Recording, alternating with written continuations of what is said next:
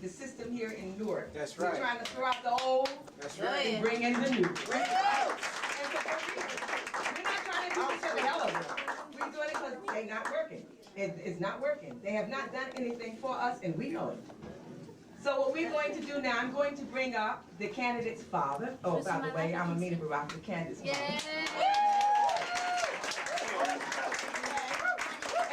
To welcome all these other mothers and fathers in this audience, because many of you all know that you knew this kid when he was like that. And all of y'all had something to do with raising him. All of y'all know that, and we should be very proud of our son. This is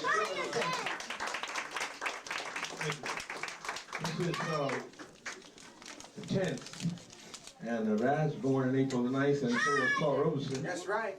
Which is interesting. But Paul Robeson is one of the most important people in the recent history of the Afro-American people. Son of escaped slaves. Robeson, immensely talented, broadly intelligent man. He was a dynamic personality, and that personality was animated to the fullest by the ongoing struggle for democracy. And Robeson used to say all the time, two things my enemies don't like about me: my nationality and my opinions.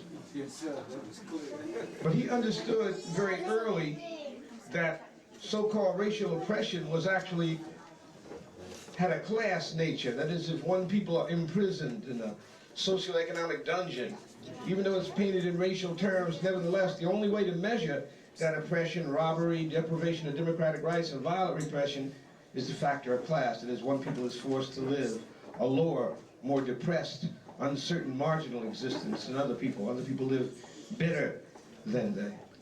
And so, Robeson and W.B. Du Bois have a great kind of relationship, I think.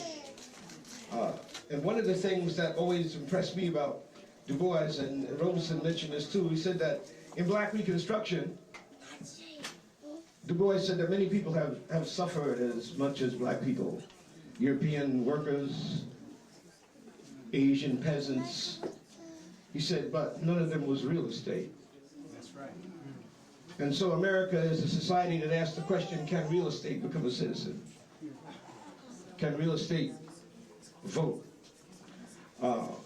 And Paul, from a very early age, knew exactly what he wanted to do, but even with people like that, it takes a while to really get it. He said when he graduated from Rutgers, and Rutgers one time erased his picture from the graduation. A long time. Robeson,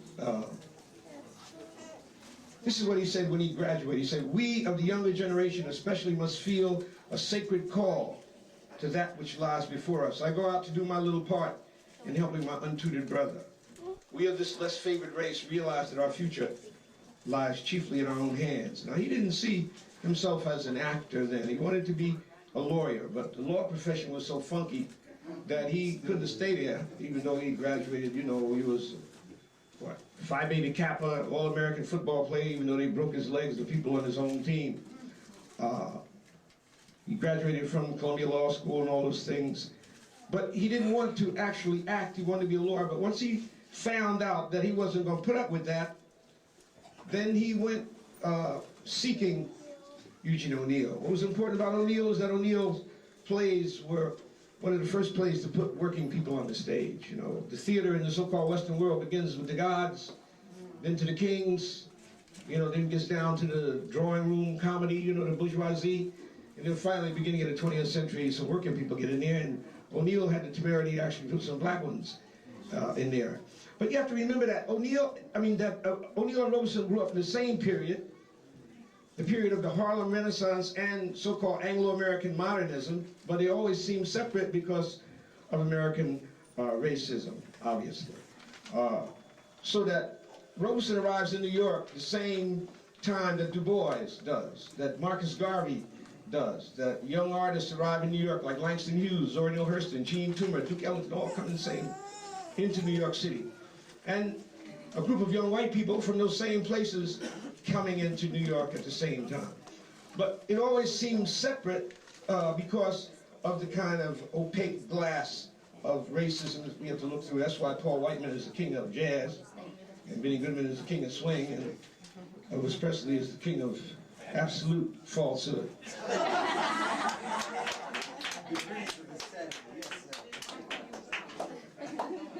But it's basic to any understanding of Paul Robeson in his life that he was a 20th century Afro-American intellectual in the deepest sense of the word. You know, Du Bois probably was the closest thing to that, but Du Bois was always fighting that double consciousness. Was he black or was he an American? Was he black or was he an American? And Robeson arrived ready to swing. And so, when you see the life of Paul Robeson, you know a man who rose to great heights in America, yet was destroyed by America. And so, Robeson always, to me, puts together the idea of politics and art as a single kind of vector. And we know that Ras, maybe you all don't know it, is a great poet. You should buy his book, According to the Mayor, and also the book In the Tradition. And so I'm going to sort of end this thing on Robeson and introduce a younger person who was born on the same day. So first I'm going to introduce his brother, Amity Jr., who's going to do the honors. He's the campaign manager. Where is he?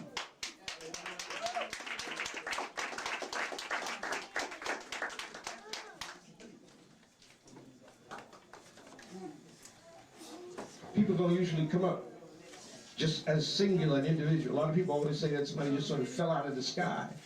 But people are the result of all the influence that they grow up under and that they are shaped by. We hope that you will take literature with you when you leave out of here and pass it around. The most fundamental kind of propaganda is word to mouth, telling people about the thing. It's time that we made a change. You know that it's time to get these old corrupt people who we put in there out and get another generation in to begin to change this city. Remember, no matter what the federal government is doing, we always control what we can put our hands on. We can put our hands on this city, and that's where we need to begin. So I'm going to introduce now Bday Baraka.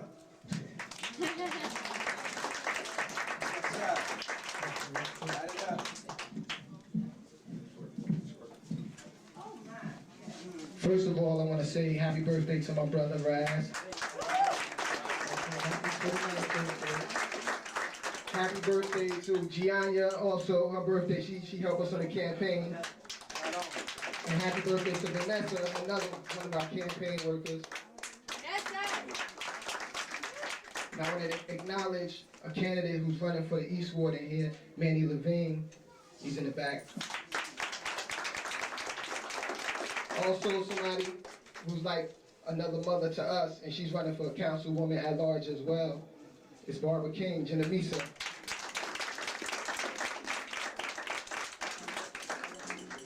But first, before we get started, I want to introduce my aunt, Sheila. She's going to introduce her singing group before we get started, so they're going to come on first. We come to help support my nephew, and we're going to have a gospel group come forth at this time. New Creation, they were the third place winners of the Gospel Fest, the 1997 Gospel Fest, praise God. And we're going to come and ask New Creation to come up at this time. Let's put our hands together and give them a welcome.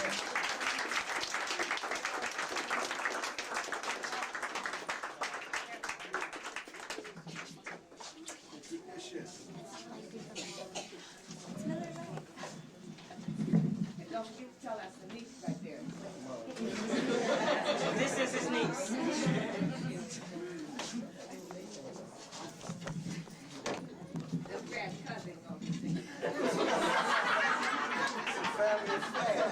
Don't sing that song.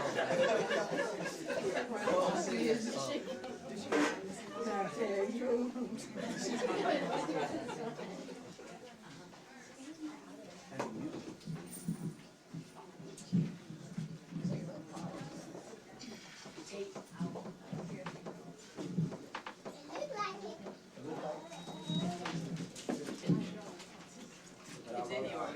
Y'all be all right.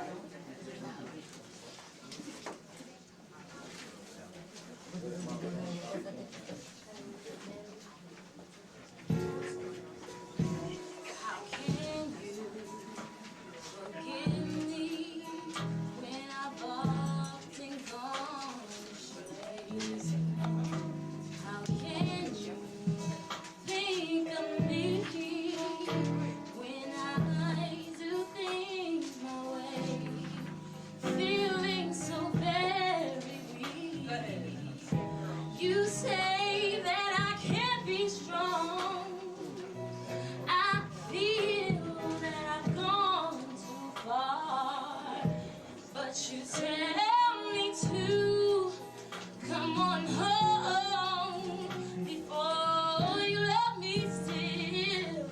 Oh yeah, and I know that this is real, and I am running back to you. I see you're standing there for me. Your arms are open wide, and I don't have to cry no more. You're standing there for me, and I am running back to you.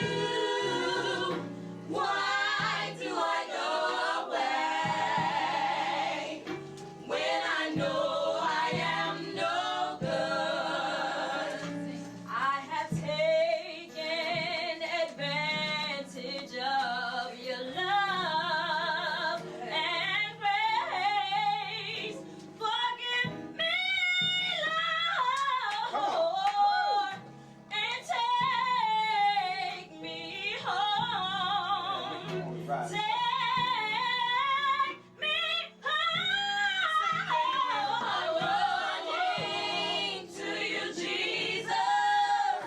Please take me home. You see, I've been this wrong way too long, and I can't do right anymore. I'm tired of pain and I don't like fear. But Lord, I want to be more sincere. I never should have left your side. I never should have left your side. I never should have left your side. I never should have left your side. I never should have left your side. I never should have left your side. I never should have left your side. I never should have left your side. Should've left your side. Should've left your side. Should've left your side. Should've left your side. Should've never left, 'cause I'm tired of pain. I'm tired of pain and I don't like fear. But Lord, I want to be more sincere. I'm tired of pain and I don't like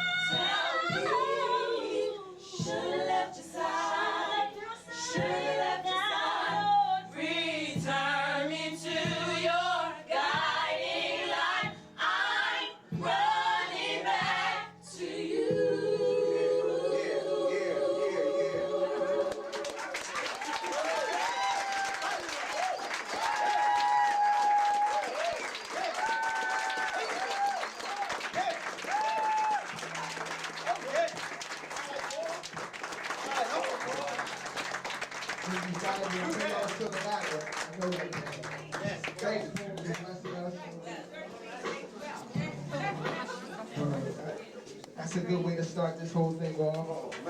First of all, I want to thank everybody for coming tonight, for supporting us. You know, this is the people's house. This is your house, as well as ours. You know, Paul Robeson, they used to call him the people's artist. He used to call himself he's a people's artist. And in the tradition of Paul Robeson, our brother's birthday is on the same day. So we open the house up for the people. You know what I mean? For you, for everybody. That's why when I campaign, the slogan is called Take It Personal. Real personal. Take it personal.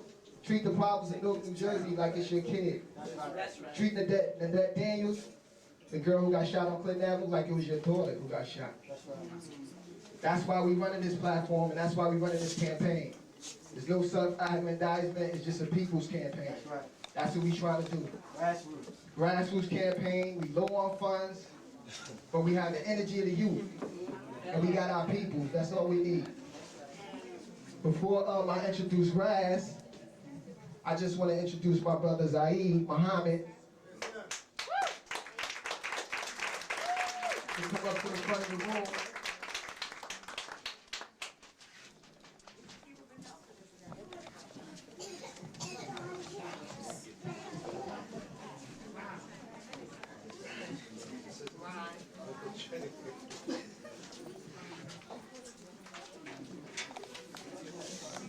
Power to the people, everybody. Wait. This is for Ras. All right. I said power to the people, everybody. Ain't y'all the people? Power to the people, everybody. We definitely the people. We definitely gonna do this. My little brother Mitty told me to come up for Ras and do something very basic to this gathering today. I was trying to figure out why they chose me to do this, but nevertheless, it's something that has to be done. We open our doors, we open our arms, you know, we commit ourselves with our hearts, our hands, and our bodies, and our time to raise this up. But this also, I don't know how you want to do this, brother campaign manager, but this also requires resources, all right? Some of y'all got something in the mail. I mean, we had to pay for them stamps, that ink, and all of that. And then there were numbers. And the numbers range from as little as 5 to we couldn't get no more on the little card, you understand?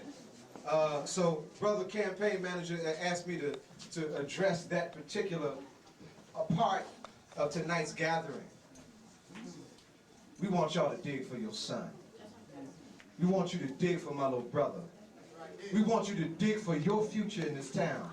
We want you to dig because we know you're tired of these corrupt clowns that been selling us out too long, too regular, like it ain't nothing. We want you to dig because we want our schools back. I got 5 on it. This brother's hurt. Europe says you got 5. If you got 5, start with them. You understand?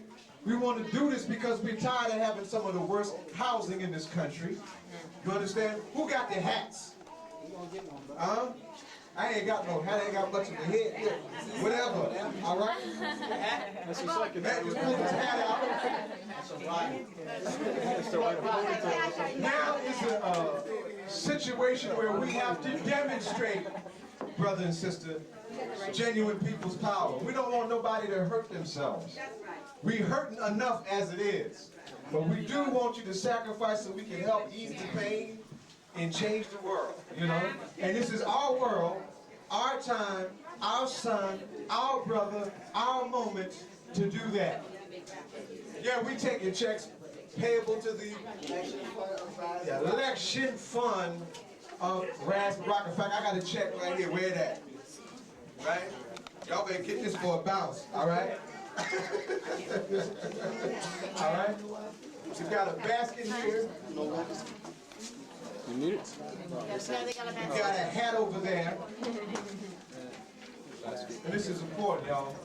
Now, brother, your Harmon started the 5s going. Who's ready to break with their 10s? You know who's on the 10. Who's on the 10? Who's on the 10? We got 20s over here. We got 20s. Hamilton. Is that who it is? Jackson?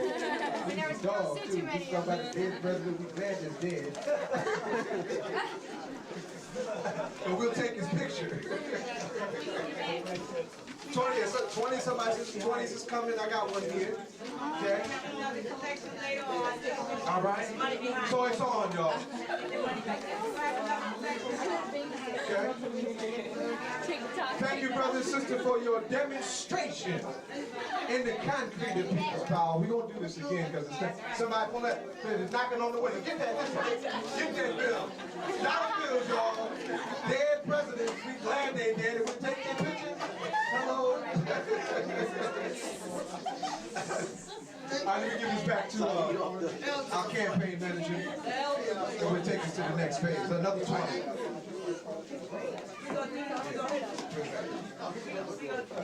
The night is not over. We're gonna do this. We just getting started, y'all. And we want to put this party in perspective. You understand?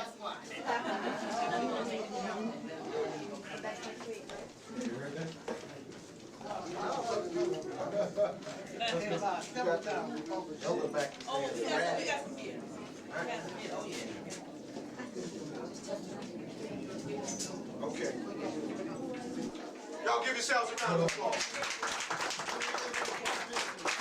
We appreciate it. We definitely need it. That's right, your sisters warmed it up just Definitely right. need it. Y'all warmed it up just right for us. I just want to say, before I introduce Raz, it's been a long campaign trail already. We've been doing a lot of work, knocking on a lot of doors, mailing a lot of literature out, talking to a lot of people in the city of Newark. North Ward, West Ward, South Ward, Central Ward, East Ward. We've been everywhere around the city of Newark, New Jersey. It's a very hard job, but it's worth it. It's worth it.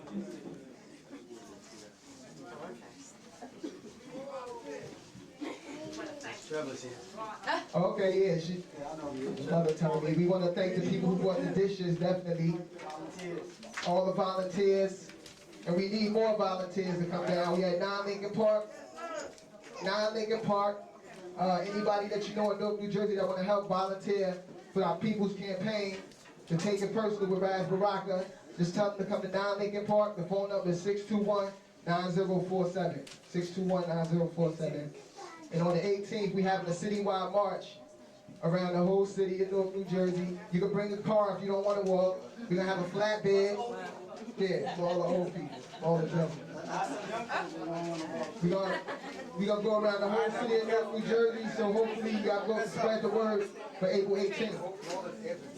Excuse me, Bday. Thank you. I want to introduce my brother, Ras Baraka. You know what I mean? He inspired me, and I look up to the brother. He's my brother, and I love what he's doing. He keeps me energized. He helped me get up in the morning at 10 in the morning every day to try to organize our campaign to get it going every day. Plus, I love the CD too. The CD he got, Shorty Familiar. We got a lot of people on there. Lauren Hill is on there. Yasmin. Aggie Buller is on there. One of our campaign workers on there. Yes, let's give it to Yasmin. Give it up.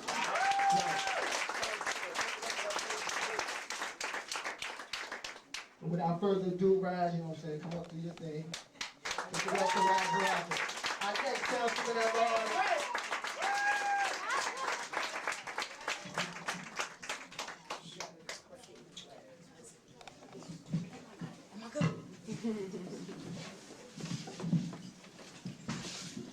First, I want to thank everybody for coming and showing support for the campaign and for my birthday too.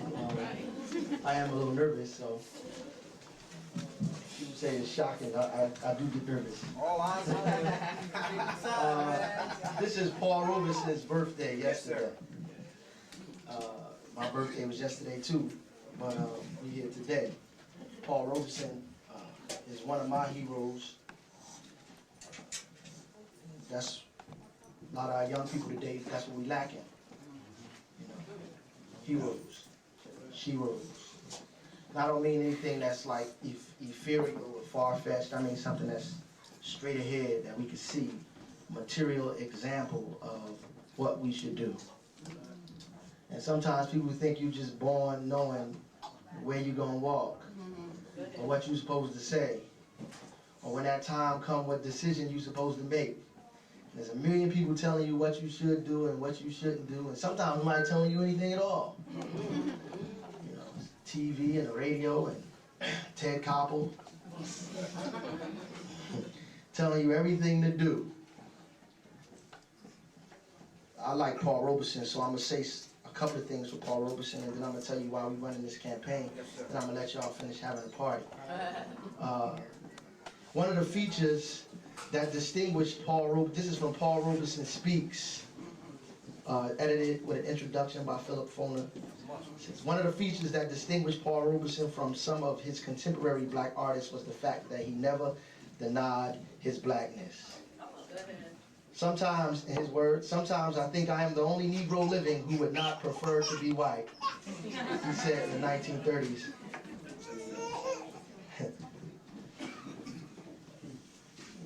Robeson was not only recognized as one of the notable Americans of his time, but was generally accepted as such, and that it was only Robeson, the political activist, who brought down upon himself the wrath of America's ruling circles.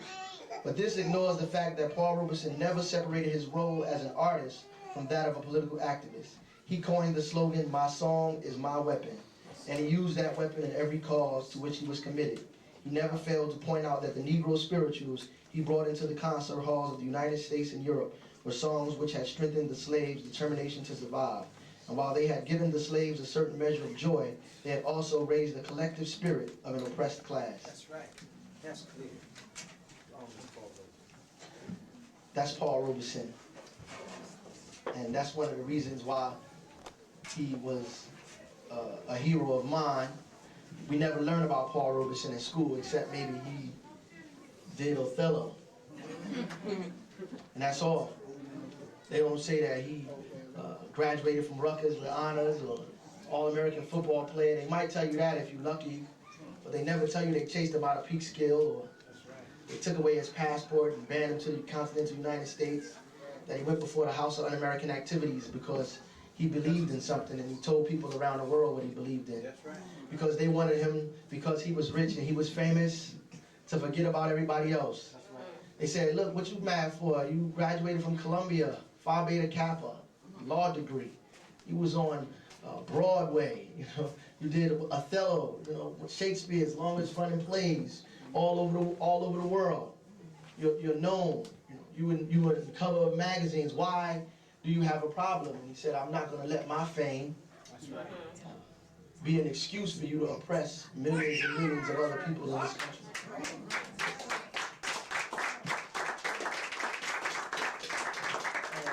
And, lastly,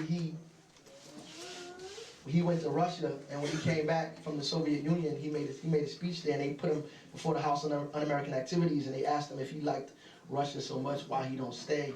He said because his father was a slave. That's right. His cousins were sharecroppers. And in essence, they helped build and prepare this country with their blood and their toil, and he wasn't going to allow any fascist-minded people to run him out of it. And basically, that's why we're running for city council. Because I know many people who leaving, that I grew up with, they just leaving. Newark used to be 500,000 strong. We under 300,000 people leaving because fascist-minded people are running them out. Because there is a lady down in Seth Boynton who has to wait in a long line to wash her clothes because they don't give us washing machines or laundry rooms for all of us, so our mothers and grandmothers wait in line for 4 hours to wash their children's clothes, while some people spend $50 and $60 at NJ Pack and see big shows around the world. That lady who never ever get to even be in any of those halls, in the Prudential Hall and NJ Pack, has to wait in line to get her clothes washed. who don't have any choice. Or the kids who doing donuts in the middle of the street on Avon and 10th Street or Avon and 17th Street and stolen cars because they don't have any recreation. When these people travel around the world for recreation, when they have boats and yachts for recreation, that they can take vacation at will, and our kids have to steal cars and spin around and threaten their life and our lives and everybody else's life that's around them because we don't have the decency to provide recreation for our own children. That's why we're running, because we're not allowing fascist-minded people to run us out. That's right. I could leave Newark. I could stay in D.C. I could have stayed in D.C. and joined one of those Heritage Foundation or Joint Center for Political Studies and found out that you know how to write a paper well, you can speak good, and why don't you come do some research for me for $18,000 a year and hang out, and maybe you could do well in the Democratic Party somewhere or join the county committee. But I remembered I had a friend who, when I was on my way to college, was on his way to jail. I was in a train going to Howard University. He was on a bus on his way to Annandale, and my brother was already locked up. And that dichotomy itself made me say, I will always come back to Newark, New Jersey, because people there need me to fight. And I don't think the Democratic Party need me to fight. They got enough people fighting for them. Or the Republican Party need me to fight for them. They got enough people fighting for them. And those people in D.C. and all those other places, they got a whole hell of a lot of people fighting for them. It's just our people who don't have nobody fighting for us. And that poor lady in Seth Boyden, she want us to win. She want us to win not because she want a job or because she want to come down there and be like, you know, I know somebody who's a councilman, just because she want to wash her kids' damn clothes. And she said, if you could get us a laundromat in this place right here, I'd get people to vote for you. And everywhere you go around the city, it's people with the same problems, or the same kind of problems. And I think what my brother came up with, Take It Personal, is exactly what it is. Because what we talking about is real personal. That little boy who got ran over by the car by Belmont Runyon School because somebody came here to buy drugs and on their way out hit the little kid. That's right. I've been telling people all around the city, that's everybody's child. That's everybody's grandchild. And because people have been putting it in our heads that it's our fault that we live the way we live, that our city looks the way it looks, that we have nothing, it's our fault. We don't speak proper English. We don't speak the right language. We wear the wrong clothes. We dress funny. Our hats are to the side. You know what I'm saying? We don't read the proper books. We don't do this in school. It's our fault. You eat pork. You shouldn't eat that. You don't burn incense. All kind of reasons. It's a million reasons why we suffering, and everybody get blamed except capitalism. That's right. Everybody is to blame except the people who make us live in this situation. They blame everybody.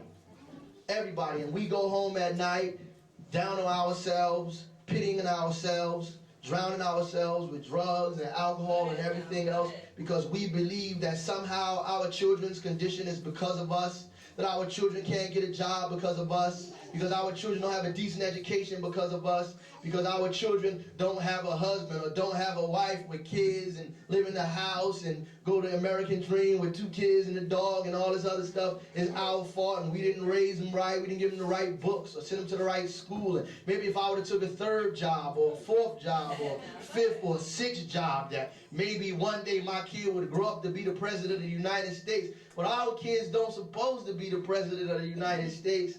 And we wasn't even supposed to be the councilman at large. And we thought that if we fought, if we got the blacks and the Puerto Ricans together, if we got the Puerto Ricans and the blacks together in Newark, that maybe one day that we could have some power for ourselves in this city, but we was not right completely because we still don't have nothing. We have some stuff, but we have little men behind little chairs with little bits of paper telling us what we can't do and why we can't do it and why there's not enough money to make it happen. They said, Baraka, what are you talking about? We need free health clinics. What you talking about? We need to open the schools to 9. What's all this stuff? Where you gonna get all this money from? Where all this money gonna come from? The same place where the money came from for you to build that performing arts center. The same place the money came from for you to give yourself a raise, for you to buy that yacht, for you to buy those flowers. Same place that money came from. The money you using to reroute 280. The same place where the money coming from to do that. That's where we get the money from to do this. Same place. UMD&J promised us a whole bunch of stuff.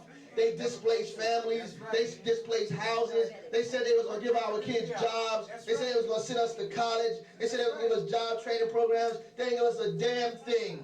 They didn't give us a damn thing, and ain't nobody in there telling them that they ought to give us something or hit the road, because they like slavery more than they like freedom. Because they like slavery more than they like freedom. And even if we don't get the seat, and I think we are, I really do. I really do. We're going to get it.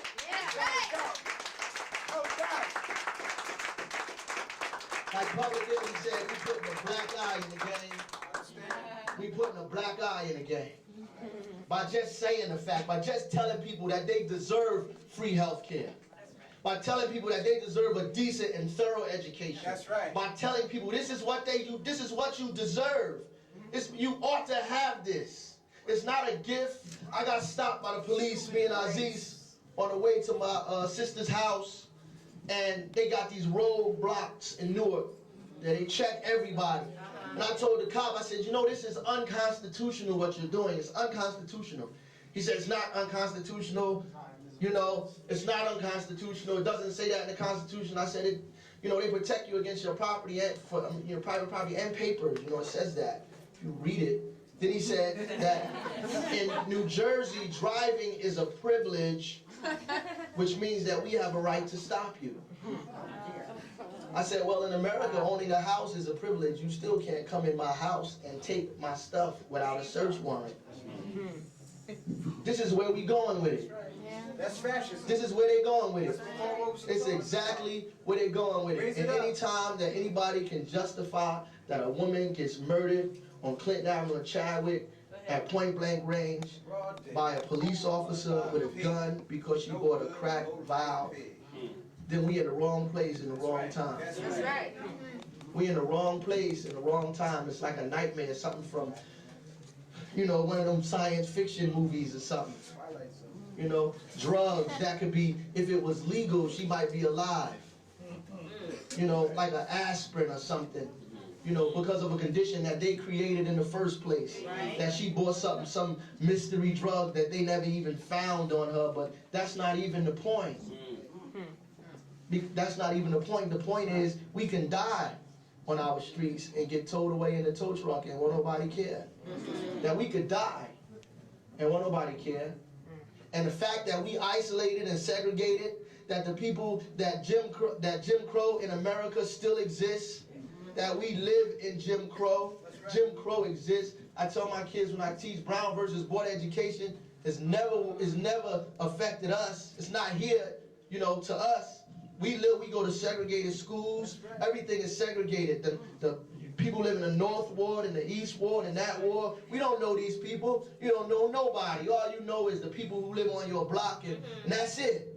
Black people live with black people, and Puerto Ricans live with Puerto Ricans, and Jews live with Jews, and Koreans with Koreans. America is segregated, man. It's segregated, and don't let nobody tell you it's integration. It's not integration. It's segregated, and Newark is segregated. Newark is segregated. The power in Newark is segregated. These Negroes, they little marginal power they have down there, which don't mean a damn thing. The place is segregated. It's segregated. And it's always going to be segregated until the people take power in this city. It's always, there's segregated marches, there's segregated parades, there's segregated events in the city. There's an Irish parade and the Italian parade and a Black Heritage parade and a Puerto Rican Discovery parade, but not a Newark Family Day parade, not a Newark Workers parade, not a multicultural parade or a people's parade or parade for jobs or parade for housing or parade for better lives. None of that. It's a parade so people can get their marginal power in a marginal city. That's what it is. Always. Always. And so our children grow up in our schools to become racist. And our children become racist in our schools because we teach them racism by fact. Not even if you just don't. A mother asked me, why do I have the children reading, trying to make the children read The Grapes of Wrath? No, of Mice and Men. It talks about racism. We don't want to teach our kids racism. I'm trying to teach them not to be racist. Because I see racism in children. In 8 and 9-year-old children, and 10-year-old children. I see sexism and hatred in children, and fascism in 11-year-old children who think they can write on people's faces with markers and don't bother nobody. They can do that and get away with it. They learn fascism, they learn war, and our schools talk about people who look like us. Because real people don't have real power in this city. That's right. Because working families don't have power in Newark. We've never had power in Newark. Right. We've never had power in Newark. We've never had power in most of these cities in this country. We've never had any power, and that's what we're trying to do with this campaign. We're trying to get a little bit of power for a little bit of people in Newark, New Jersey. And maybe one day it will catch on to other people in other cities, in other states, that we trying to procure some real power for some people in Newark. It don't matter what you're talking about. And I'm going to end with this so you can get back to your party, because people saying that, you know, because I go to marches and I write poetry, that I shouldn't be a councilman. Like, what does that have to do one with the other? Maybe he was president, he was an actor. You know, Ron Walters is one of the very few good professors I had at Howard University, and they're very rare. Told me, you know, one of the things that they do is keep us out of the conversation. That's right. And because you're not in the conversation, what you believe will never be heard by anybody. Now you're talking about. And as long as they keep you out of the conversation, That's right. they can afford to kill you, because nobody knows what you're talking about anyway. He says, so you can yell and scream all you want, or do this all you want over here, but if don't nobody know what you're saying, then won't nobody ever get a chance to even be on your side, even if they wanted to. And what we trying to do is get in the conversation. We want to not just get in the conversation, eventually we want to control the conversation. We want to make the conversation about the people's lives and not about the banks. That's right. And not about tax abatements for the rich, about people's lives. We want to make the conversations about people's lives. And that is the real issue. That is the real issue. Because when we go to the debates, they are forced to deal with what we're talking about. When we get on the ballot, we're forced. Yes, you should be able to write in the candidate. You should be able to do a whole bunch of things. You should be able to be free, but you ain't. You should be able to do all of this and do all that, but you can't. And so people say, I'm going to run, but I'm not going to do the signatures because I don't want to be on the ballot. I don't want to recognize that. See, but to me, it's a mistake to do that, because you got to get on the ballot. You got to make yourself heard. You got to be there. You got to go through their steps, just if to show the people that their steps are not the right steps. You got to go through the steps because people actually believe in their steps. So you got to go through that, and when you get on the ballot, then they're forced to listen to what you're saying because you went their way. And Paul Robeson went their way. That's right. He went their way. He went to school. He got the best education the United States could offer. He got the best degrees the United States could offer. He did the things he had to do. He sung gospel songs. He acted. He did everything he was supposed to do. He did it all, and it wasn't enough. He did everything, and it wasn't enough. It wasn't enough, and that's the message that he gives us. He gives us. He was the truest people person that I ever known, that I ever read about. He was the truest of them all. People love Paul Robeson all over the world.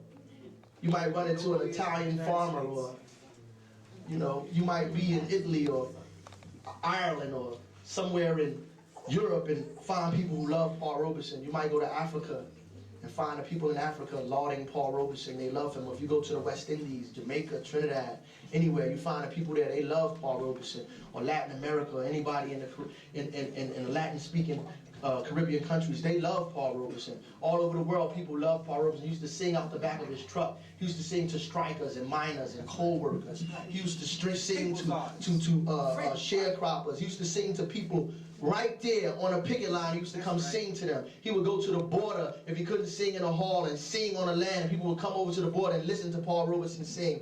He would talk to people and go to forums, to young people, to old people, to women's organizations. He would go everywhere and speak. And there's nobody in history who could say anything bad about Paul Robeson who is not the enemy of the people.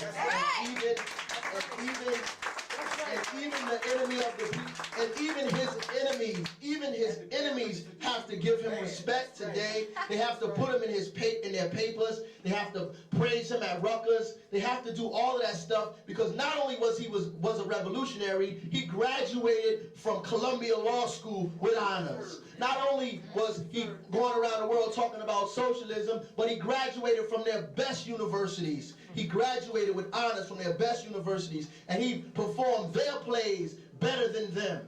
So they have to give him respect because not only was he better, a better European than they were, he was a better African than all of us. He was a better man and a better person than most people on this earth will ever get a chance to ever be in our imperfect lives. In our imperfect lives, we would never ever get a chance to be as close to the human being Paul Robeson was. And basically that's all we're fighting for, is for you to have the right, like Malcolm X says, to be a human being and to be treated as a human being in this day, in this society, by any means necessary.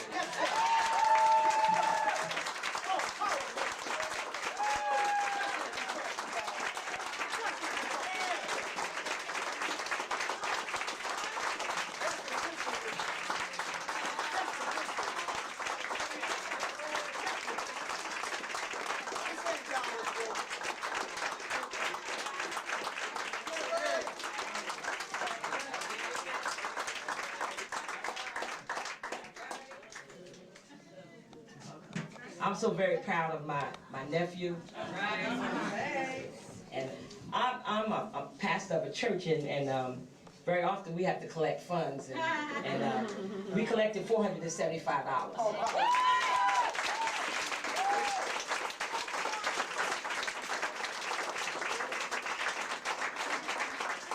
But I know it's more money in here than this. And the way we do it is I'm going to start out with 20. Because I want $600, $700 before we just cut this out. And I'm going to ask all of you to help. How about upping it to 50? Somebody got a check right there. Man talking about a check, so you got to give him some. Now all you have to do is just dig. I got 5 more. All right, 5 more. We'll take dollars, nickels, quarters. That's our favorite European saying that. European heart. Where's the basket at? Where that hat? Where that hat at? The Bible says, give and it shall be given unto you. Shake down, pour it together in good measure, running over.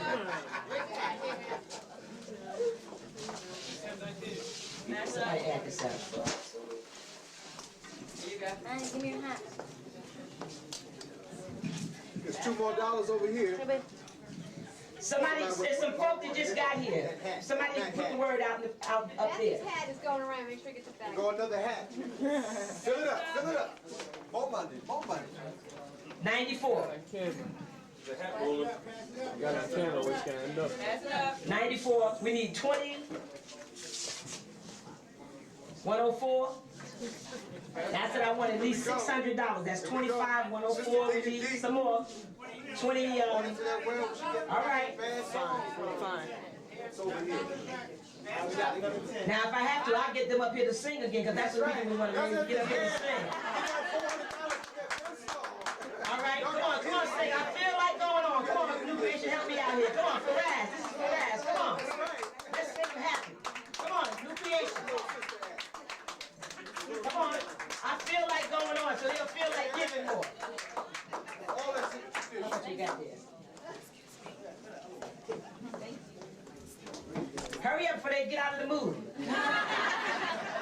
Now, y'all sing real sweet. It's got to keep flowing this way. That's right. It doesn't stop now. Maybe they gonna sing if the money.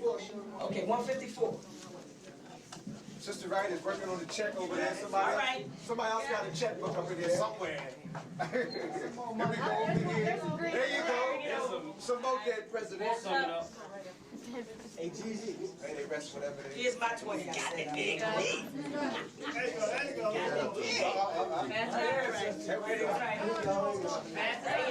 Pass it up. Start. Pass it up. They said the Million Man Mark. Pass it up.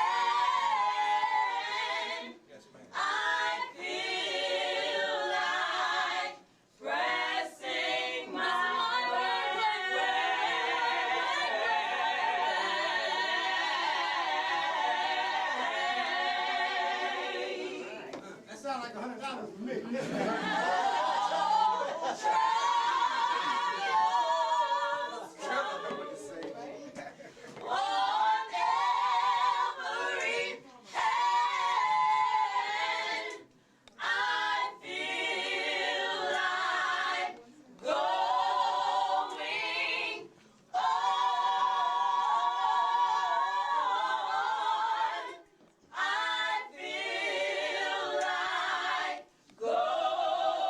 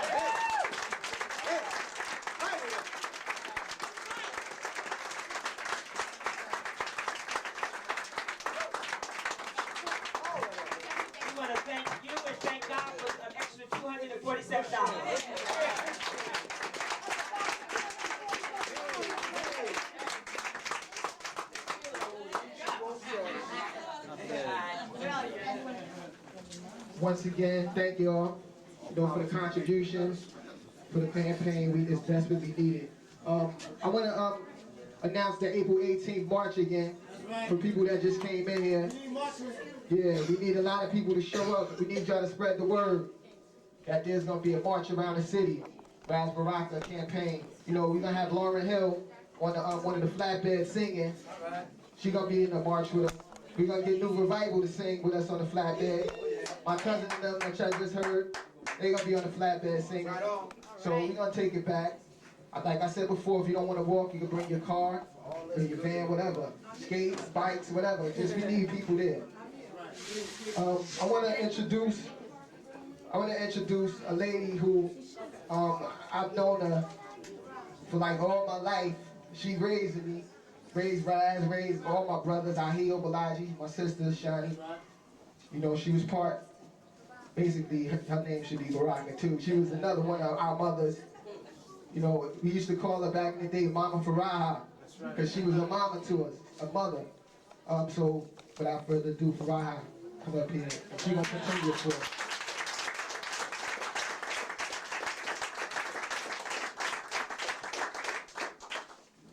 Hello. Yes, ma'am. Hola. Hola. Jumbo. Ni hao. You're not going to answer me back? Ni hao. Ni hao. You can just say it, ni hao. Ni hao. Hello. Hello. Hola. Hola. Jumbo. Jumbo. Ni hao. Ni hao. Bonjour. Osio. Osio. Buongiorno. Buongiorno. Shalom. Shalom. Salam. Salam. Atyan. Atyan. And I hope I covered everybody. If I missed anyone, I apologize, but I think I've got all of you. I'm welcoming you here today, and we know that today is the beginning of Seder, and we want to acknowledge that. Also, it's the beginning of the Easter weekend, and we'd like to acknowledge that. Because as Raz is saying, everyone is part of his campaign. We know that we have all people that are working to get him into office, that are working to get Miss King into office. And so we must acknowledge everyone. And those are greetings from all different nationalities. And as I said, I hope that I covered everyone. And if I didn't cover you, I do apologize. What we're getting ready to do now is to have a poetry reading and some singing. Before we do that, begin with our poets, I would like for Polly. Are you here? Polly? Where's Polly? Polly? She's not here? Okay, well, she'll come up later. One of the things Raz is talking about is health care. And what Polly's going to talk to us about is one of the things we know that poverty is one of the worst health threats that we have. And along with that poverty, we have AIDS. And she is going to speak to us. And she's not in here right now, so we're going to start with our first poet is Rodney. And what I'd like to do is ask all the poets to please, if you have a long poem, if you have a long poem, don't read two. If you have a couple of short poems, maybe read two. Because we'd like for everyone to be heard. And we don't want people to leave and not to get to hear all of the poets. Thank you.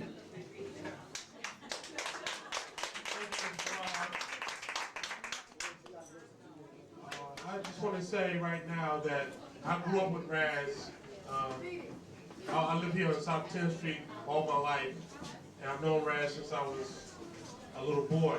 And we used to play football together, we played basketball together, and I got to know Raz very well. And Raz is probably one of the most outstanding young men that have come out of Newark in the last 30 years that I know. And I'm very proud to be here, to be able to be in support of Raz. And I just wanted to say that, please vote for Raz and show your support on election day. That's right. That's right. Okay, I want to read a short, this is just one poem. I wrote this in '86. It's called It Just Doesn't Matter. As I lay here alone, I think of rejections of hands, the warm hands reaching out to my cooling body. I suddenly turn into a stone man when you get close. The bitterness deep in me breathes bitterness in the rest, that the melodrama, the tragedy of my little life, my little world, little dreams has produced in me you see today. But we have little minds that cannot be humble. The world is small to those who think they have conquered it. It is enormous, gigantic, we are puny to those of us who are the slaves of life and exist continually through misery. If only my mind was expansive enough to contain the expanse of reality, I would be humble. History. I would be humble. Evolution of millions of years on Earth and trillions of years of destruction, crumbling of asteroids, planets blown up, ancient Egyptian soldiers killed in war, even World War I. The small little dreams of an African in the quiet rain jungle who found the stream of water, as expansive as even this country is, the world is, the Earth, planets, the Milky Way is, the universe is. And one man carries the burden of it all on his heart and on his mind. How dumb and backward can we be to put a tons of the planet Jupiter? We get depressed. We sometimes, a lot of times, get melancholy because we think we are nothing, or close to nothing anyway. But dark brown Egyptian soldiers died in the sand. The Italians died in a tragedy in the 17th century AD. We are puny. And one day my slight melancholy, lucidity, and smug humbleness will not exist. My body will disintegrate into gas, ghost-like gas. And my memory, the emotion, but experience of the world will not exist. I'll be a gas and able to think. Do you hear me?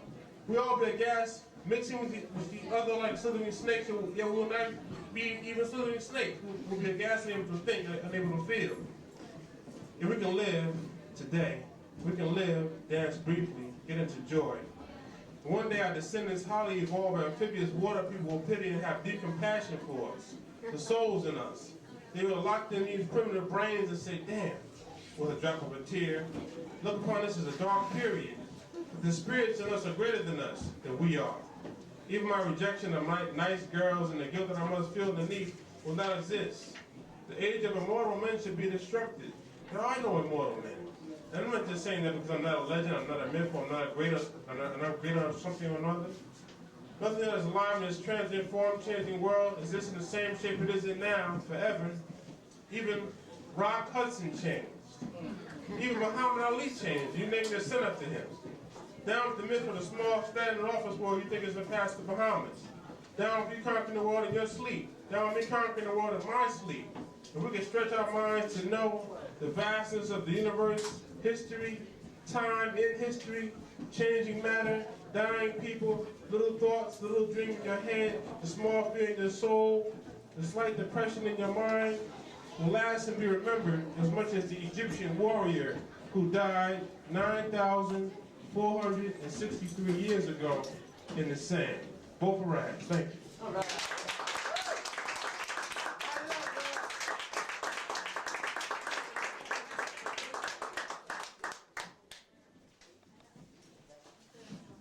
Excuse me, people who are having private conversations, could you please do it upstairs because it's disrespectful to the people who are standing here trying to read. Thank you.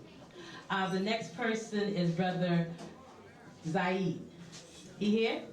Oh.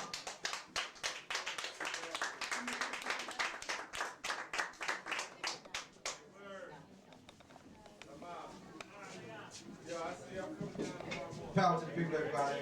Power to the people. I want to thank y'all again for passing it up and passing it on to my little brother. If you didn't get a chance to pass yet, you just coming in, we'll gladly take whatever you want to pass. This is a piece this is the 5th of 6 pieces that I've done for Paul Robeson. It's called, reads for Iroko. And Iroko is a praise name that I'm using for this powerful ancestor.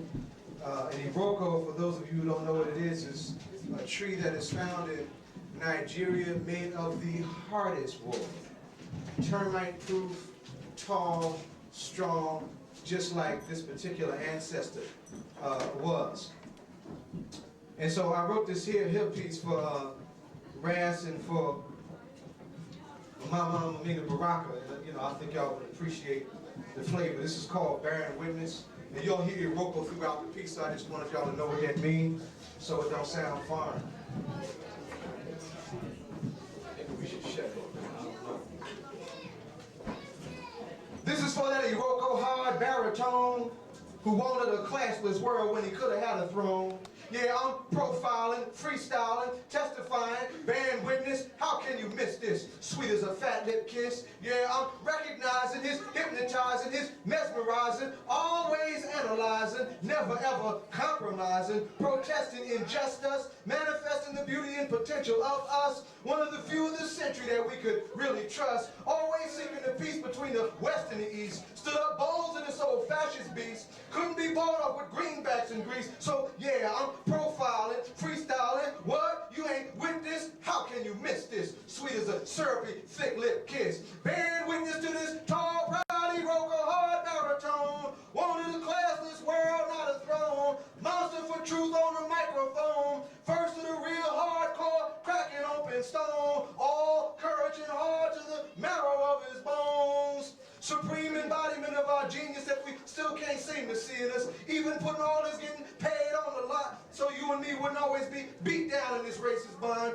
Word is bond, had it going on. Made cowardice crackers scatter like roaches whenever he turned his mighty light of dignity on. Yo, you ain't with this? How can you miss this? Sweet as a fat lip, syrupy, sweet kiss. Me, I'm bearing witness, recognizing this proud, tall, Iroko hard baritone. This monster for truth on the microphone, a true man. More charismatic than your poppin' automatic. Too busy pulling the white wool off of Jim Crow, segregating to be hating. Wasn't going for that liberal line that says we should just be waiting. Went beyond speaking tongue, spoken flowed in 25 tongues, including those whipped off our ancestors' skins, and still to this day they won't fess up for their sins. This motherless child, this slave son, went beyond speaking tongue, tallest tree up under the sun, told us we'd be free if we just act as one, said we said everything right if the working class would unite and fight. What you mean you ain't never heard of Paul Robeson? This is a call for the youth of the black nation, a call for hip-hop's nation time maturation.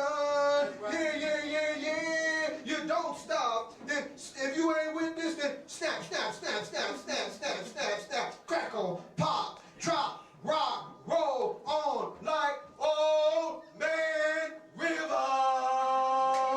Next one. You know what to do.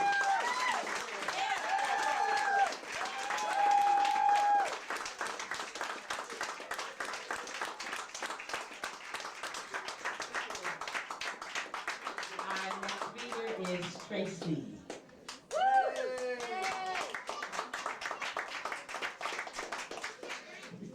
I have to move this out of the way, so I'm taking pictures. All these people are reading. They got this big mic in their face.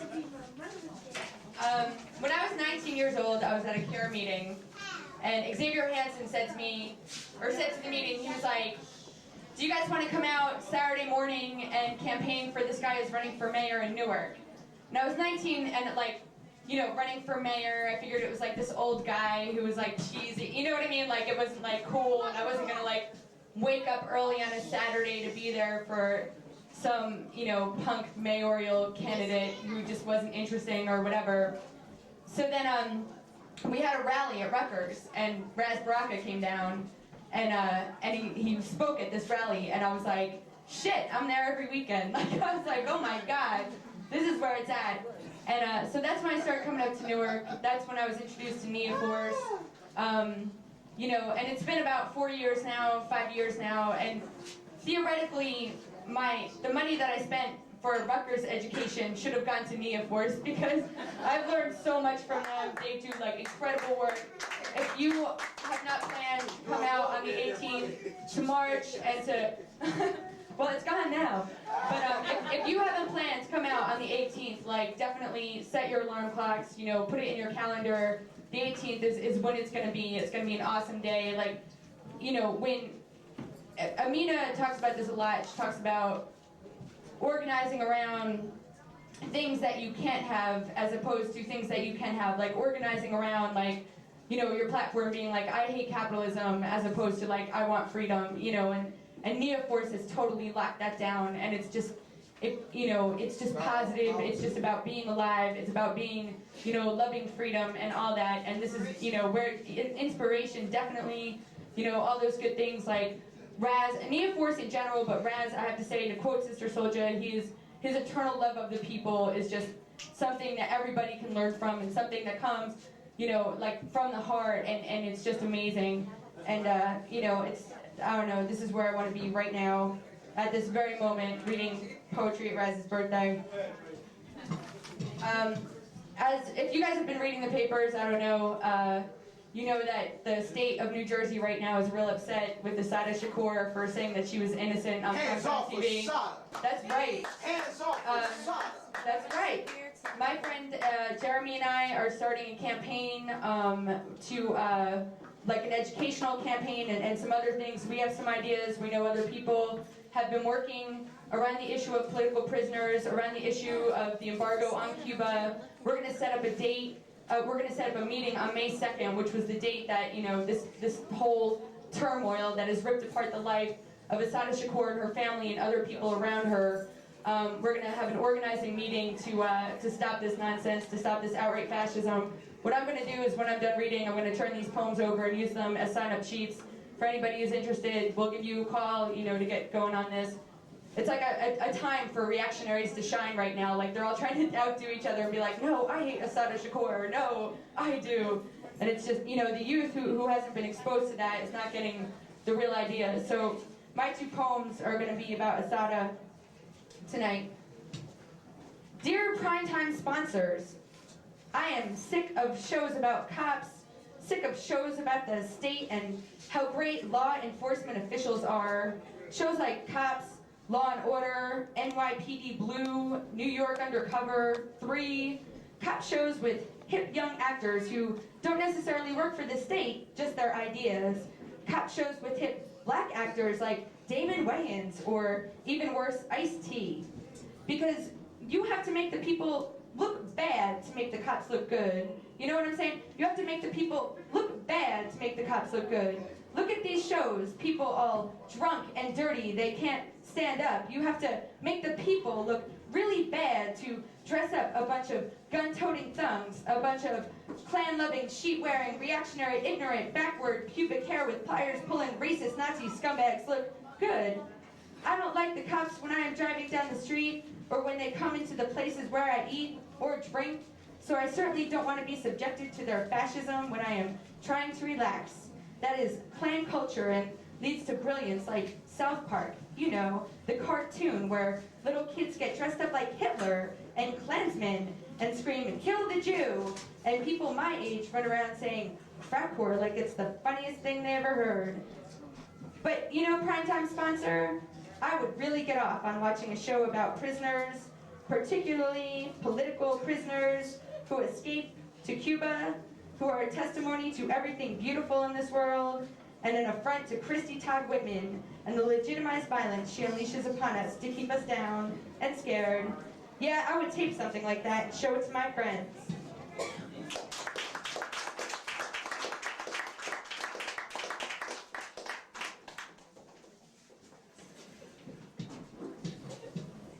My head is overflowing with anger. My mind is about to explode. My heart is about to break. This is how I feel. Sundiata Akola is a victim again.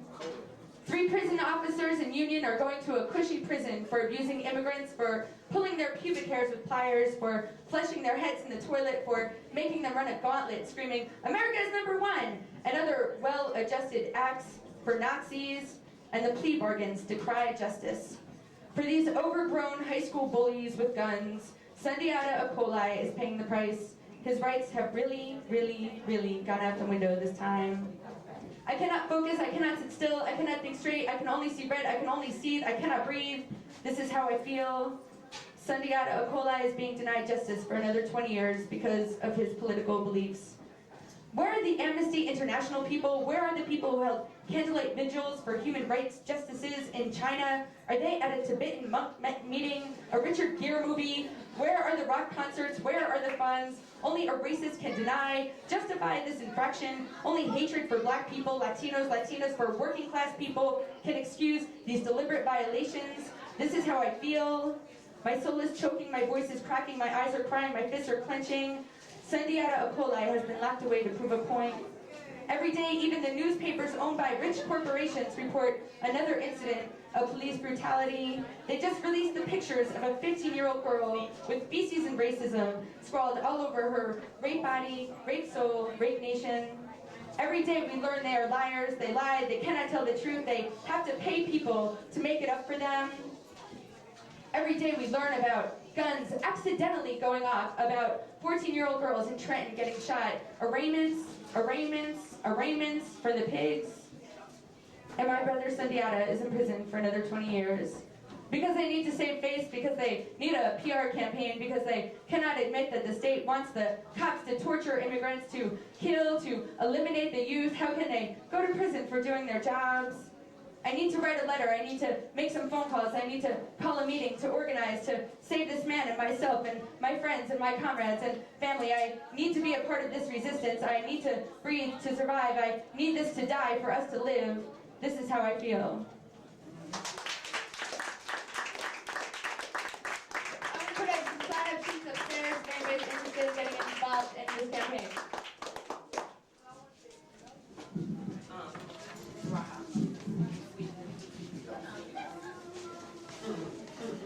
Nobody's down there because they don't want to put it. We're going to do the 50-50 calling now. Could y'all pass the word upstairs? We're going to do the 50-50 raffle.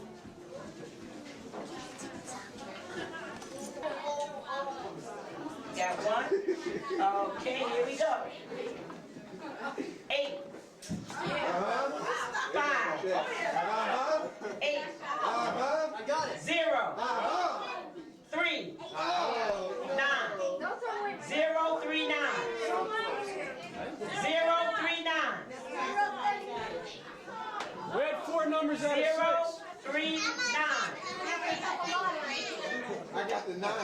Somebody go upstairs. 0, 3, 9. Hey, wait, let's put our tickets together. All right, okay. Now y'all praying for people not to have that number. That's not right. I'm praying for somebody to get it.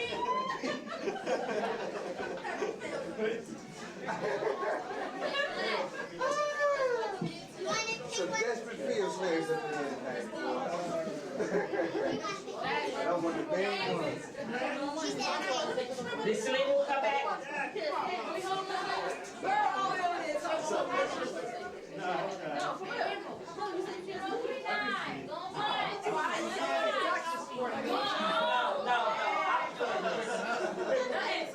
All right, Slim. 0, 9 going once. I'm doing this. Come on, Willie. All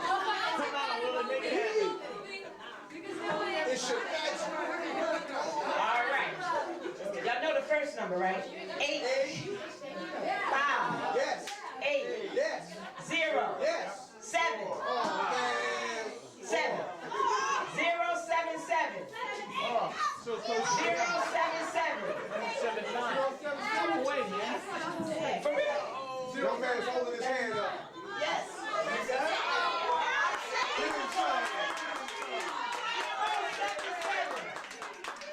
I had to twist his arm to make him buy one.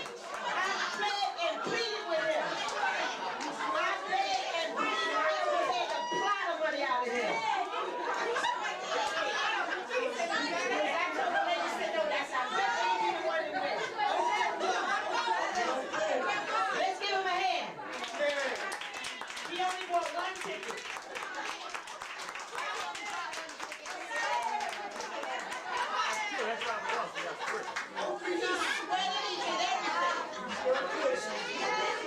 That's my son. I had to leave and come back. Put all of this shit. Get this sticky on Okay, can we get everyone to come down? And we'll have our next reader. There's some seats over here too. Sheila, you gonna give it to him now? I gotta go get it. Oh, well, wait till the reader finish. Okay. Okay, you're gonna be sitting here for a while, right? I'm just gonna give it to him. That makes him stay. Okay. I next reader is Matt Smith. Matt, where are you? Right here on the camera. Oh, okay. Tell folks to fill in these chairs. Sit down. Come on now, man. Man, tell me there's plenty of chairs. There's plenty of chairs up here if anybody wants to fill in. Quiet, please. Chill out in the back. Quiet, please. Chill out. Thank you. As always, very privileged to be reading poetry at the Baraka House. Sorry about the camera. Get a wide angle. Can't miss it. All right. Feels like one of the grass. If anybody wants to fill up in these chairs here, if anybody's looking for a seat, there's plenty of chairs. Some over here too. Some over here. Fill in. All right. There's a quote by Mary Baraka. That's how the poem's going to start. Leave Europe and head west, you arrive in Newark. But if you grew up in Nutley, incidentally, I'm from Nutley, okay? It's about a mile from here. It's right down the road. Okay? If you grew up in Nutley, a Marai canned backyard barbecue this side of the track suburb, you'd have thought you was in the West because the town mascot's got a prominent nose. You know who sailed the ocean blue in 1492 and didn't pay no docking fee to the Lenni Lenape when they landed in a land now called Nutley. Another city-state who fell adrift from Italy's nationhood, but not their influence. A brick's throw from Prince Street, this is where the New World's more about order than change, to where it became clear that they never fully pulled out of the old world. Yes, Nutley, you're up there behind. Europe, they're behind. The West, the real West, Newark. Forgetting or having never been told by backwards educators so self-absorbed and dare I say racist that they still think the Newark Rebellion of '67 was out to get them. That Newark was the cultural center of the West, this side of the Rio Grande. The ones that did remember would say it was such a nice place 30 years ago. Not because of its own greatness, but because we used to feel safe there. Yes, Nutley, who often confuses its large head for its small mind, reads teachers who bemoan the idea that the West hasn't produced any great leaders or writers in the past half-century, never dreaming that the truth to this lies in the fact that they are thinking of England, not Newark. Nutley, whose mafioso elders will never understand that one of their misfit Irish sons was first exposed to blues roots as a child, riding in the back of a beat-up station wagon, doors locked, windows up, frantic mother weaving her way down McCarter Highway past broken red brick buildings, crumbling facades, smashed window glass reflecting images of battered lives, opportunities tried, lacking means, shattered, tattered dreams hidden by lies and hungry, desperate cries that never mattered back in Nutley. The back road corridor between Nutley and Newark is divided by imaginary tracks, the nowhere land called Belleville. This is where the color line mixed, where a suburb was heaved into subconscious and urban consciousness, where over there was the great unknown, the dark continent of our youths, while over here was safety, familiarity, and a great empty void. Filled by sports and scouts and college prep classes and homework and hanging out and doing nothing. After all, learning not to learn from Newark's great legacy left little time for much else, growing up in the American suburb called Nutley. So.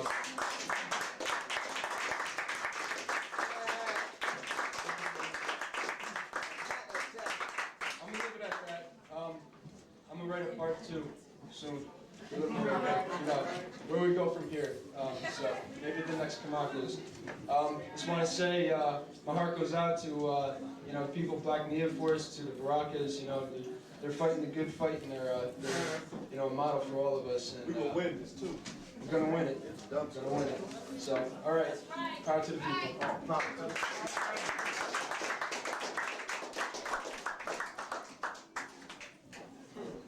Next reader is Yasmin. Uh-oh. Yasmin. Light it up, guys. Is she here? Yeah, she is. Okay, I'm gonna go on. When she comes down, I'll call her. Mark Smith is the next person. Mark.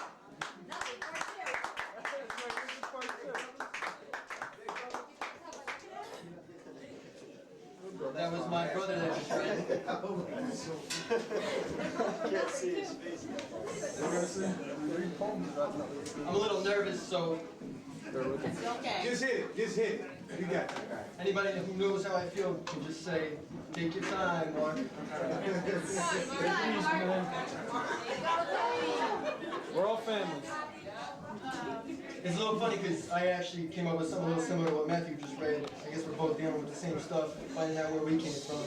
We spent a lot of time in the city, you know, doing whatever, but, you know, trying to escape from the backwardness of suburban culture.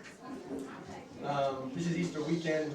I invited my mom to come out and check out what was going on in the city, and she said she was going to church. I said, Mom, church is at the Barakas tonight. Where are you? That's right. It's going to be a good Friday for Ras.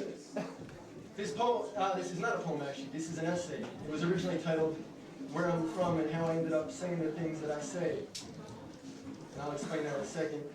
But then I changed it to "Peace Out, Nutley," and then I changed it to "About the Suburbs," and I know why your kid smokes pot and why those kids in Arkansas blew those girls away. But I felt that was a little too ambitious, so I kept it at this is mostly about the burbs. Be ambitious. Be ambitious. Yeah, that's another poem, another story. I want to give a little background as to what inspired me to write this. The last time I was up here for Kamaka, was a friend of mine was explaining how when she was getting directions to Newark from a family member, they responded with the statement, "Oh, you're going to Niggerville," which is the attitude of much of white suburbia towards the city. But when my friend responded to this, when my friend told me this, I responded with the statement, "Oh yeah, what did your cousin say when you actually told him that you were going to go hang out with?" And then in an attempt at sarcasm, I repeated the same backwards reference that I just heard mentioned. I say I was attempting at a sarcasm because what I was trying to do was illustrate the backwardness of what was said, but what actually came out was what I think was my own backwardness. And I came to that realization with a little help from my friends. I think that when you become politically conscious and revolutionary through reading about struggle instead of direct contact with the masses, you think that you've earned the right to joke about it. So in spending some time thinking about how my ideas developed to where they are today, I visited my early days of growing up in the suburbs. And that's why this essay was originally titled "Where I'm From and How I Ended Up Thinking the Things I Do." And now it's just called Mostly About the Burbs. Hands Across America was a big deal growing up. I guess it made people feel good. And when the Space Shuttle Challenger became too much of a challenge, we planted a tree in the schoolyard. Let's see, that was around '85, right? The tree's probably big enough to play on by now. I was never heavy into music, and when I was, it was Run DMC or Wham. You know, my Adidas walk through closet doors and roam all over Coliseum floors. And I got more rhyme than Picasso's got paint. And UB Illins, yo, this is Kentucky Fried. I didn't know nothing about Marvin Gaye, Mingus, Monk or Train, not even B.B. King, Louis Armstrong, or Aretha Franklin. Dizzy wasn't part of my world, and jazz was just corny and random shit like Bach and Mozart, and all that. And I only knew Stevie through I Just Called to Say I Love You. The closest I got to any of these musical masters was We Are the World. In fact, I don't even think we had a stereo in the house growing up. Only radio was Dad's, and all that streamed out of that was the likes of Bob Grant, Newt Now, Curtis Sleevesbag, and the rest of them Reagan Nazis. Sometimes a little country music would make its way into the kitchen area, not too often though. I guess even that was too real for Mom and Dad. Even they was talking about real life, about smoking weed just to deal and trying not to deal with the cops. When it wasn't talk show frequency, it was sports. If there was one thing happening in the burbs, it was sports, always some season. Baseball, soccer, hoops, but we didn't call it that, just basketball. I never much cared for it, always good on D, but never had any skills with the ball. And Dad would listen all day, just him and that radio. Sometimes you didn't know if he was sleeping or not. He was in the zone, him and his radio. We kids were wild and fought a lot too. I think about it now, I can never really figure it out. What the hell were we always fighting about? Probably somebody's stuff. She got more than me and all that. You learn early to hoard what's yours and anything you could get your hands on. I suppose it was usually Mom that handled that shit. She was the diplomat, always trying to keep things chill, never knowing how she contributed to it in the first place. Dad was just called in to enforce. He was the muscle, you know, spankings and all that. Sometimes I'd find myself in a tiny crawl space in the attic next to the old cribs and mattresses and Christmas ornaments, or sometimes tucked into the top shelf of the bathroom closet, just trying to get away from getting hit. Just buying time till they calmed down. Because you know Dad just wants to get back to his game. Usually it was the Mets, see? It was the Giants originally, but when they jet for the West Coast, something I'm thinking of doing all the time. All that was left is the Yanks in Brooklyn, or maybe Brooklyn went west by now too. Either way, anyone that knows that you can't go from rooting for the Giants to the Yanks. You hate the Yanks, sometimes even more than the Giants. Anyway, the Mets came along and even won a few at first, so the Mets it was. I don't know why I wasn't a Mets fan growing up. I mean, with them saving all those saving me from all the spankings and all. Maybe it was just part of the whole rivalry thing, from following an older brother's lead. When I got older, I wouldn't hide upstairs as much. I'd be out, had some friends around town, mostly working class kids. They were probably the most working class kids in town. We hooked up, not for any other reason, but that they lived closest to me. But they were cool too. I had a lot of fun with them. A lot more fun than I would have with anyone else. We got into all sorts of shit, nothing real nasty, but as bad as it got with kids in the burbs. Kicking garbage cans over, ring and run, all that kind of stuff. One time an old bastard got me. He had a little help though. Some other guy saw me ring his bell, and when the old guy actually tried to run after me, and he would have never caught me. The other guy, probably as old as I am now, he ran and grabbed me. I was so scared and confused by the whole thing, I didn't know what the hell to do. Should have probably just run like hell. Guess I choked. All in all, everything seemed pretty whack growing up in the burbs. It was always so empty, so sugar-coated, one big front. Always, there's nothing to do, this town sucks. And when we were older, let's go to the city became the refrain. See, the city was alive, it was hopping. We could see it and hear it on TV. But when we got there, we was always just tourists, outsiders. We'd goof on the Asians and their cameras, but we were no different. You'd walk around, maybe go to a club or something, but mostly just watch. It was never like it was ours, like we belonged. I mean, when we were kids, it was always, all right, kids, roll up your windows, lock your doors, we're almost there. We'd mock it, and we still do. Roll up your windows and lock your doors. But we didn't really understand what for. I never saw no one get robbed. I never knew one that got robbed. I guess it was the news that scared the shit out of them. They always read the Star-Ledger. Or maybe it was that they knew they were going to someone else's place, and they weren't welcome. You know, they lived through the riots. We used to hear stories about Newark. In 5th grade, our teacher told us, when I was a kid, we'd ride our bikes through Newark. It was a great place to go, but not now. They destroyed it all. Now we just go and shop at the mall. Yeah, the mall. Part of suburban culture. To us, it's just another place to get in trouble because ain't nothing to do but be kids. But about the uprisings, I call them uprisings now that I got a little bit of education. About the uprisings in Newark. Did you know that the then mayor of Nutley made the public statement that all residents should arm themselves and get ready for the Negro riot that spread there? I mean, talk about a guilty conscience. So that's true. They were arming themselves from the riot, though, not joining it. I mean, talk about a guilty conscience. What's wrong, Mayor? You think you got something they want? You think you got something they want, Mayor? I suppose when you're home to the U.S. headquarters of a multi-billion-dollar international pharmaceutical company, you know there's something funny, or not so funny, going on. I would have loved to ask, Mr. Mayor, have you ever even talked to a black person? Mr. Mayor, have you ever even talked to a black person? I mean, this is a town where you can't get a house if you ain't white, or close to it. Think I'm lying? Check out Newark district. There ain't but one black family living there, and the father's white. Some of the ignorant kids used to call him Zebra. I used to think that the kid that thought that one up was clever. You know, Zebra, half black, half white. I didn't know that it wasn't nothing new, and that it was probably his parents that he heard say it. But Newark district, that was my school's name. We took pride in it and were mildly interested when we learned that the name came from the word Wakatani spelled backwards. See, the Wakatani were the indigenous people who lived there before the burbs were born. They never did tell us what happened to the Wakatani. But now I know. I know how they were chewed up and spit out, along with their history, so that all that remained was their name spelled and backwards. I mean, why name the school Yennecaw and not just Wakatani? So that's a taste of Nutley, where all is not lost. Although a friend did recently tell me that in a Village Voice article, Nutley was named as a recruiting ground for the Klan, or some clannish clique. I'm glad I escaped. A mental escape, not physical. It's been 5 years now since I said, let's go to the city, there's something happening there. And I was right, the city's the heart of it all. The offspring of revolutionary change, and it's the birthplace for change. And it sure as hell has changed me. And if you ain't afraid to look, and you know the right questions to ask, you'll learn more from talking to that woman on the corner than from all your years in those backward schools where you learn nothing but to enjoy, or at a bare minimum, endure being a wage slave. But if you ain't bought yet, I mean, if you still got some life in you, try something, try anything, throw a party, start an underground newspaper in the high school, do your next door report on the Wakatani Indians or Malcolm X, and be sure to explain why the democratic fight in black communities is keeping your parents' salaries so high. Join a band or have one play in your backyard this summer. And when they tell you to turn it down, invite them over to boogie down with you if they still know how to move.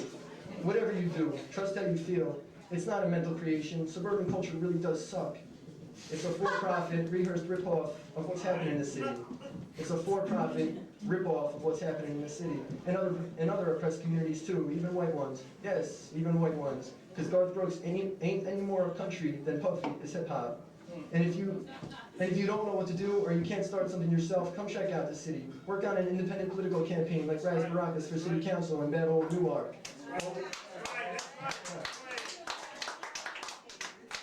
Or just wear a button to school. There's nothing to be afraid of.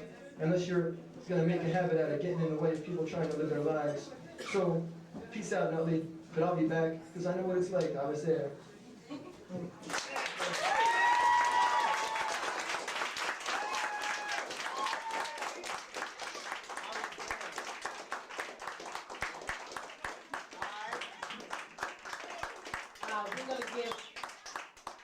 I want you to give Mark another hand because he said this was his first time reading. And he did a fantastic job. Very good. Okay. Our next reader is Jasmine.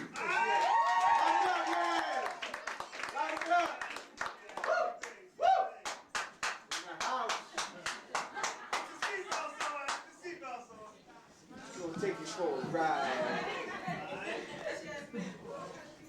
Thank you. Come on, sister, you know what to do. I'm not going to read this evening. Do Amazing Grace. But I'm going to sing.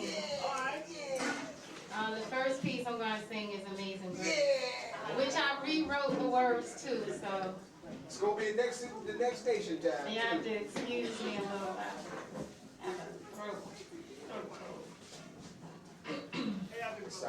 It's also on the album Shorty for Mayor. That's right. Ras Baraka, Shorty for Mayor, Peace Q. Alright. If you have CDs. CDs, $10. Oh. $10. I paid 13. I paid 12. Huh? Well, y'all got, I'm the wrong person to say about this.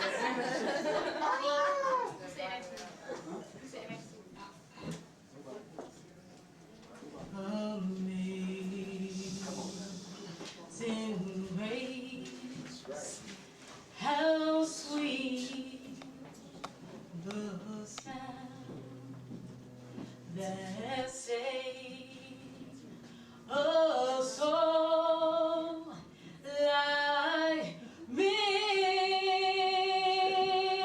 Take your time. Stretch it out. I once was lost. Now I'm fighting to be free. That's right. That's right. Only struggle will save you and me.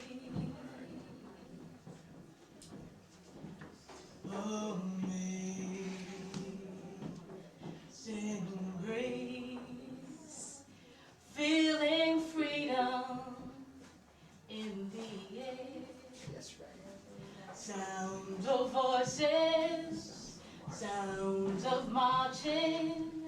Can you hear?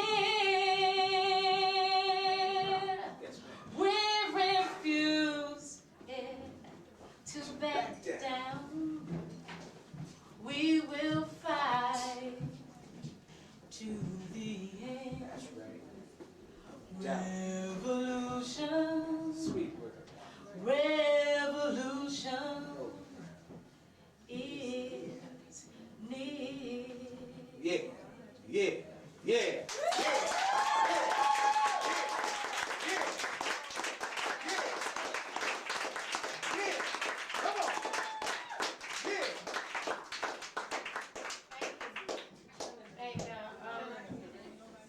The second piece, this is my first time singing this in public. Okay. That's all right. Okay.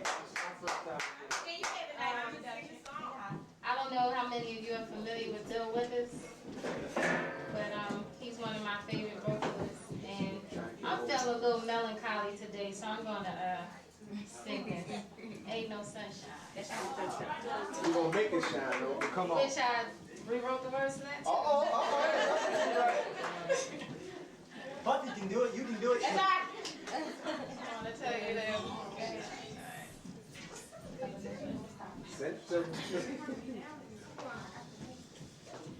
Ain't no sunshine when he's gone.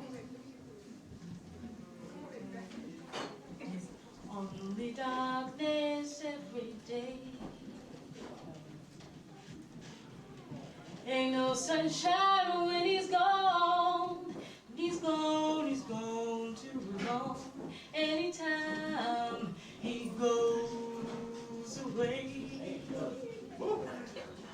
Oh, my days are lonely now, waiting for letters or to hear the sound of your voice floating near. Come on and make me feel. Summer memories of nights gone by. Your smile lays on my heart. Now the rain begins to fall. Why can't we have it all? Okay. Right. Ain't no sunshine when he's gone. Okay. What if he goes astray? Ain't no sunshine when he's gone. When he's gone, he's gone too long. Anytime he goes away. And I know,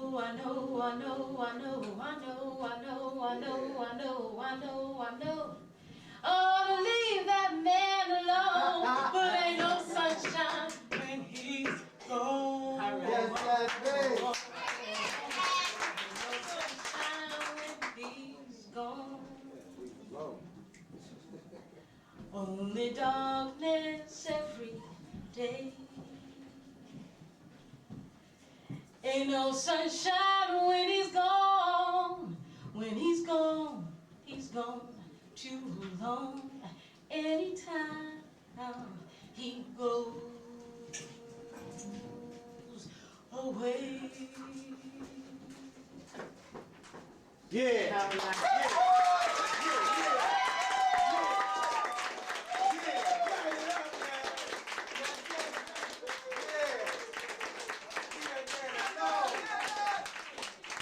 JaVale here. JaVale Thomas.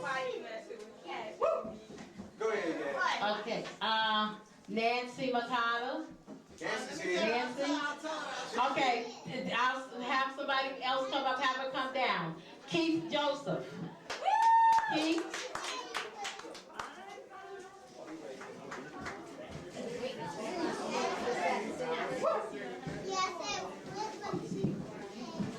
Well, I have a couple of real short poems and one that's a little longer. Mary Baraka named the style Loku, so I wrote a couple in that style. First one's called Newark. Goes like this. Back so soon, it's like you never left.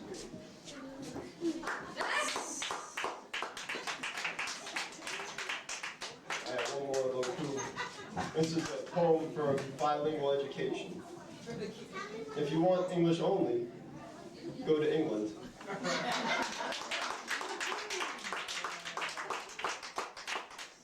This is a poem about double consciousness.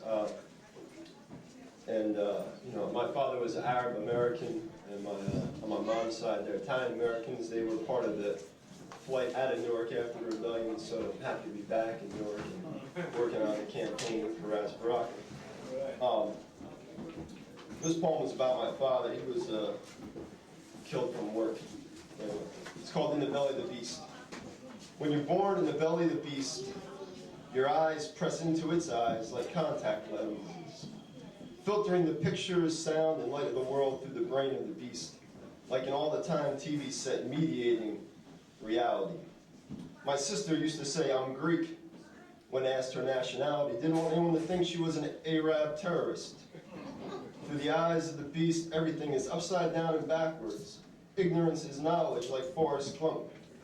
Named for the founder of the Klan, freedom fighters are terrorists, and terrorists like the CIA, Mossad, Contras, and FBI go free. As a kid, handing tools to my father, fixing truck and back at driveway, Johnny Cash on the radio explaining the songs. This one's about a guy who steals a car piece by piece from the boss in his lunch pail. He shows me sparks, plugs, explains the relationship with the piston, shows me how to take them out. turn it counterclockwise, and put them in, turn it clockwise. I watch intently, hoping someday to be a man. My father says, I'm proud to be Arab. I hope someday you'll be too. I stood quiet, ashamed to be an Arab. I had light skin, straight hair. I saw his olive skin, black curls to the eyes of the beast, filtered through its white supremacist television brain, the beast in our house, dividing the house. My father grew sick from work, his heart and lungs filled with brown, gritty sand dust used to blast paint off tall buildings. In summers, I went to work with him. After work, I blew brown dirt snot from my nose, dug it out of my scalp, grain by grain. Doctor said he should stop working. He almost laughed for a second if it were a joke. Quick turn to anger, mortgage, car note. Kids want college. Who he wanted in college to escape the life-stealing brown sand, dirt, snot.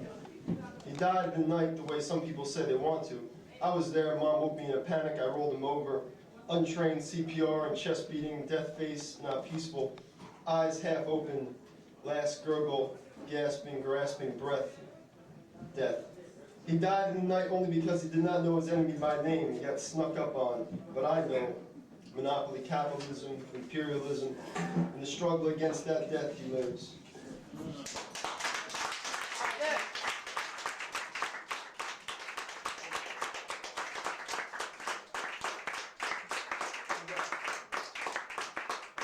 I give you a couple of loku just to lighten it up a little bit. This is called Art for Art's Sake. Art for Art's Sake, just masturbate, save us the boredom. This is Eyewitness News investigative report.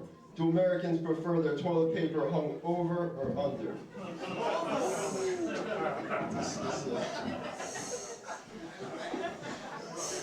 I got one more. Birthday poem. I was born the day I read the Communist Manifesto.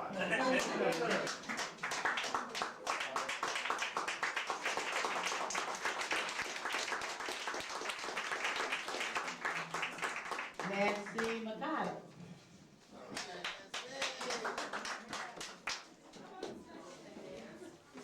I say it's a privilege to be here. I've known the Barakas for a long time, 1980 or so. Went to Raz's high school graduation and took pictures of him there. Incredible how time flies. I remember him in the black of night. His smile emitted a beam of light around his face. He walked with machete in hand ever so gently down the narrow dirt roads he grew to know as home. He was blacker than the blackest night you'd ever seen. He was lean and so serene you'd melt at the touch of his word to your ear. He was dear to his children. He was Don Portolo, director of the sugarcane field workers, now gone. He was strong and rather tall. His voice never shook even in the gravest of situations. He was the bravest man this nation's never seen. He was forgotten before he could be remembered by the heads of state he provided sugar for. He was never seen near the White House. No one there knows his name. No one there knows he's dying. No one there knows he's unable to respond to the questions his grandchildren now ask him. No one there is giving him a pension for his lifelong service in the cause of sugar providing for the morning's coffee cup effort. I see no flags waving at half-mast. I hear no shots being fired in his honor. He only dies quietly on his front porch rocker, remembering how it used to be before the Industrial Revolution, before computerized technology, before the first atomic bomb was dropped. Don Portolo should be given a 50-gun salute.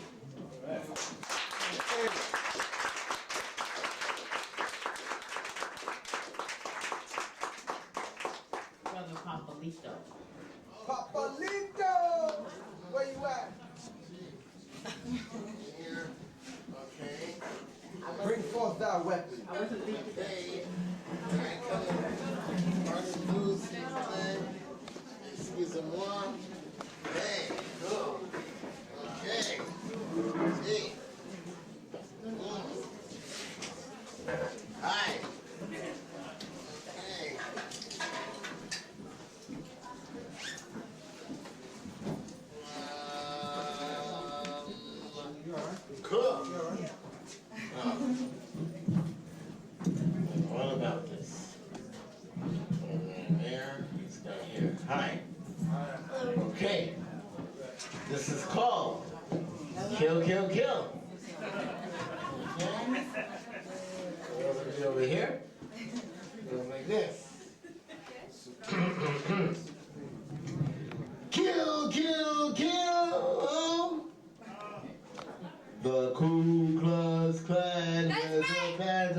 his chest. Shit.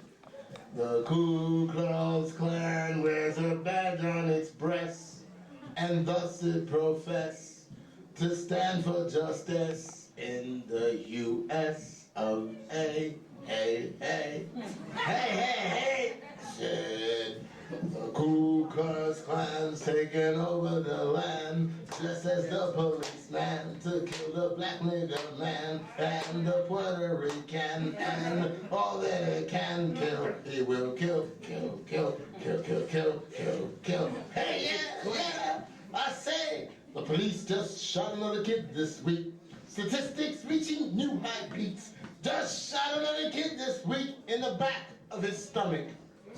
Said he was running away toward them wielding a knife or a snake. And if it was a snake, it was one of those that spewed fire from its nostrils and had teeth instead of fangs, as sharp as sharks. And he looked scary in the dark. So they shot him dead. And I said, the Ku Klux Klan has a badge on its chest, and the bulletproof vest that shows no respect for all the oppressed, while no one protests, cause they live with regret for the chance that they get to play dead. Yeah, yeah, yeah, yeah, yeah, yeah, yeah, I said. Suddenly the 12-year-old is 12 feet tall and has an arm that propels a barrage of machete missiles at free will, whose blades come out spinning in great spirals of death. So they shot him through the back of his chest, shattering his neck. Though no weapon was ever found, he died face down in his blood on the ground, dead to the bone, another nigger alone. Cause the Ku Klux Klan loves to kill, kill, and kill, freely at will, and surely they will, while our people sit still in the cells of themselves, enslaved in themselves, killing themselves in the projects where they dwell in their own kind of hell. Yeah, yeah, yeah, yeah, yeah, yeah, yeah, yeah. I said cause Bloods, the Ku Klux Klan, is now the voice of the land that speaks firmly with a violent right hand. Lest you forget, it kills lacking respect for the low-life human insect of the cultural sect our skin color represent, which they hate and resent. Thus they see us far less useless than domesticated pets, mere subhuman insects, which they must dissect like any other pest they detest. Oh yes, because the Ku Klux Klan, as the local police, are marching in time with the element of crime, because they represent all the extreme elements of a fascist government where your votes count but don't represent. Believe what my friends say in the West Coast, for they know who hates them the most. If you got a problem and you call the police, then you got two problems to deal with.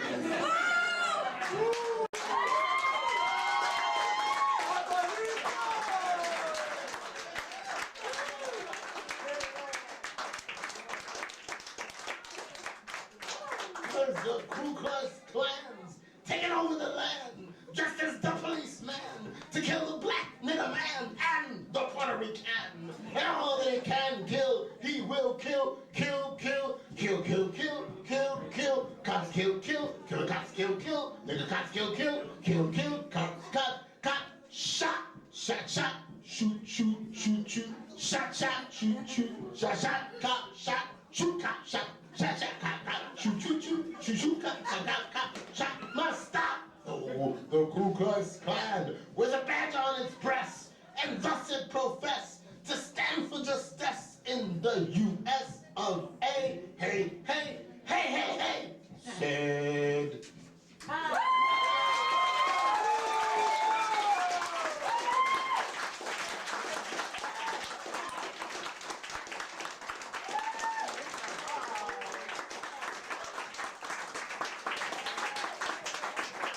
Is Isaiah here?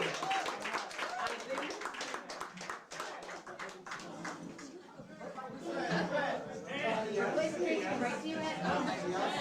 Oh my goodness.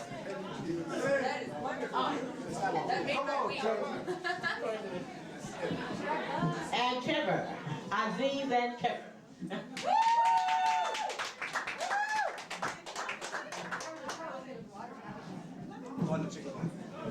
They on the CD. Now, before I begin, I just want everybody to know. $15. Shorty for mayor, $15. Somebody said, no, 13. 13 will be the median. We need the median, $13. But anyway, before I begin, I just want everybody to know I'm not a poet. I don't profess to be a poet. But one day, I was in this house, and it just happened to be Langston Hughes' birthday. And I came down here, and they had this festival. And you know, it wasn't like a festival, it was like a poetry reading. But everybody that read had to read something from Langston Hughes. You see what I'm saying? And so I was going through this book. I was like, you know, I'm going to come down here and enjoy it. And I was going through this book, this Langston Hughes book. I don't remember which one it is. But I was going through the book, and I was like, I want to read the book. Yes, I mean, I want to read a poem, but, you know, I got to find this poem. So I looked, and this is what I found.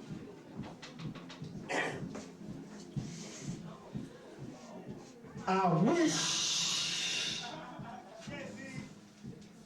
wish the rent was heaven sent. Yes, sir. Yes, sir. Amen.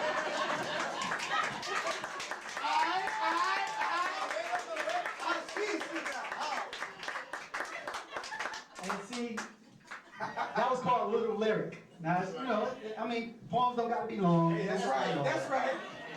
And Brother Trevor heard me say that poem, and it inspired him. That's right. To do something else. All right, see, at the time he was a college student. That's right, no doubt. And this is what he has to say about that. Anybody that's ever been to college or know anyone that has went to Use the other mic. It's strong. anybody that's ever been to college or know anyone that went to college can feel this poem right along with me. My brother Aziz did his little joint. I had to run right up behind him. Aziz, I got one. I said, don't mind the chicken bone. I said, I wish my tuition would come into fruition.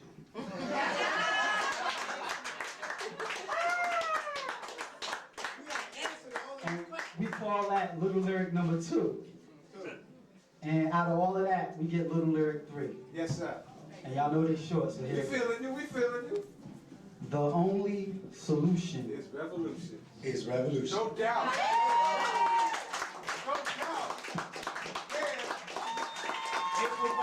April 18th, 9 Lincoln Park Place. If you can't walk, you can drive, ride your bike, road games, whatever. We need people. We need people all day from now until May 12th and then after the runoff. 9 Lincoln Park Place, 621-9047. You can't come, send somebody else. Is Dwight here? Dwight? I don't know where he at. Dwight? All right then. That ends our. Where's your uncle? All right, that ends our poetry reading. Is he here? Okay, we have one final person. We have Dwight West, who's going to sing for us. If we can find him. But don't forget the date. Don't forget. Oh, let me tell you one of my Raz stories. I have a Raz story. Raz it was Halloween. I forget, he was in high school, or maybe even junior high school. And we really didn't celebrate Halloween, right? But Raz said he's going to a Halloween party. And you know who he dressed up like? Paul Robeson. He dressed up like Paul Robeson, and he went to the Halloween party. That's my Raz story. I think that's a good story. And here's Brother Dwight, and when Dwight finishes, Mitty Jr. is going to come up and give us all the dates. And don't forget May 2nd, the Asada. You need to make sure that all that information gets out to everyone. Yes, and Raz will give you the rest of the, Mitty. And thank you all very much for being such a wonderful audience. Thanks for being wonderful hosts.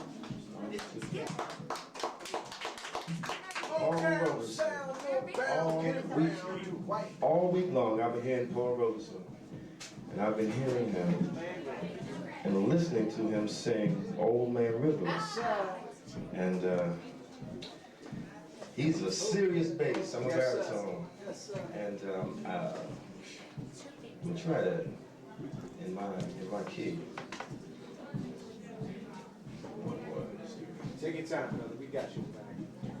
Old Man River, Yes, sir.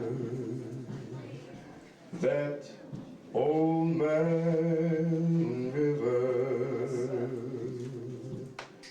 he don't say nothing, but he must know something.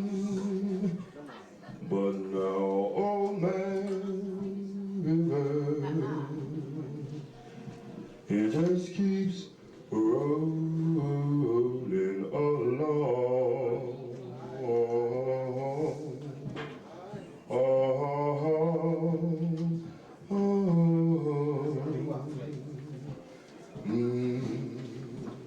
You know, he don't plant no cotton. After a while, for all the work that he did, he was soon forgotten.